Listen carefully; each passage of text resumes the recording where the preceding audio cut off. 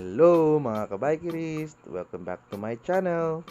So for today's video, tutulungan natin tong kabikers natin na si Mark na install yung kanyang bagong biling 8 to 10 speed na cassette type na hub and kanyang 8 speed na sprocket, yung kanyang 1142 teeth na sprocket.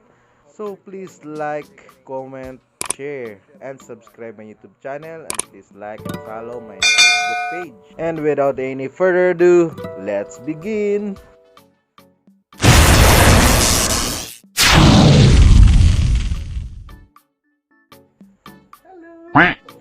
So unang-una sa lahat, tanggalin natin yung kanyang rear na gulong. And then after nyan, tatanggalin natin yung mga necessary na mga parts na ikakabit muli natin dun sa kanyang bagong hub. So nauna yung kanyang rotor para sa kanyang disc brake component. So next yung kanyang mga inner tube and tire. So lastly, tatanggalin na rin natin yung kanyang mga spokes. At ito na rin yung ikakabit natin uli dun sa kanyang bagong hub. A few moments later. At yan, natanggal na natin yung kanyang rayos or spokes mula sa kanyang rim.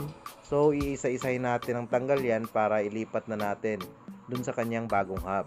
And at the same time, nagpapaturo din si kabikers natin na si Mark sa mga procedures and mga patterns kung paano i-install yung spokes o rayos sa mga rims.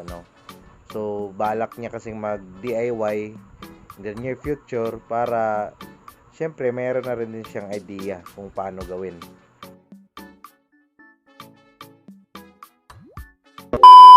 So ayan, na-install na natin yung kanyang mga rayos sa kanyang hub. So it's time na ikabit na rin natin to sa kanyang rim.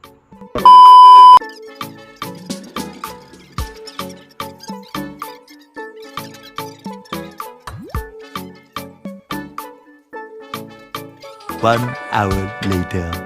Snacks na mere. Gutom. What? Gutom ka eh. So rasa na. So 11:18 sa buntag. Ngayon sa ta. Kaya po na diya. Pakita lang po kung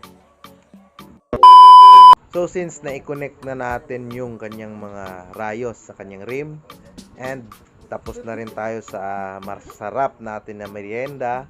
So it's time for alignment. So alignment na lang yung kulang nito, So mahaba-habang task to. So fast forward na lang natin. Let's go.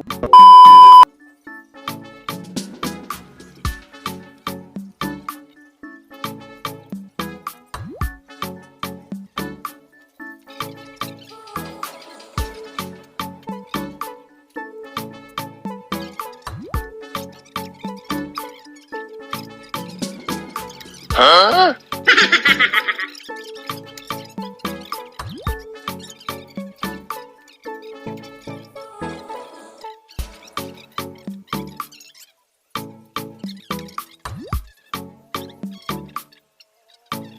A few inches later.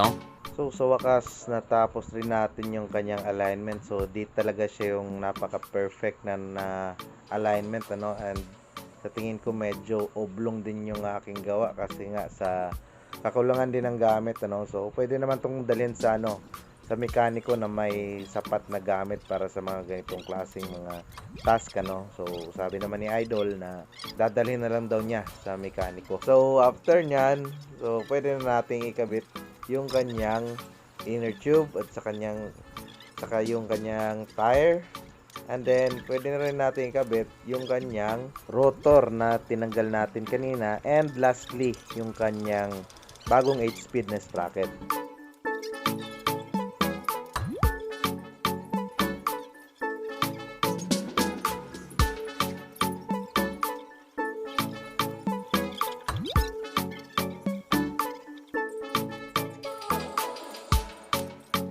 Eventually.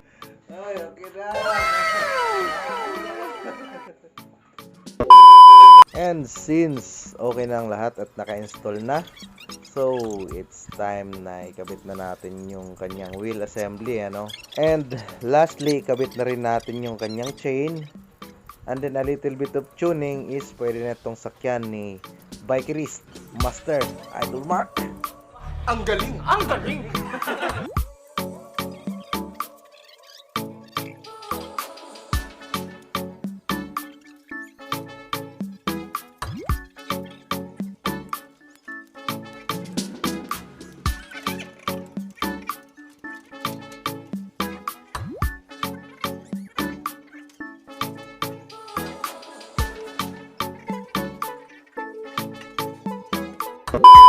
So moment of truth, testing na natin yung kung ano yung resulta ng ating gawa, ano.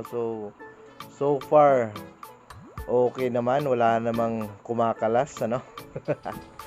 So ibig sabihin yan, maayos naman natin nakabit yung ano, yung kanyang sprocket, yung kanyang mga spoke.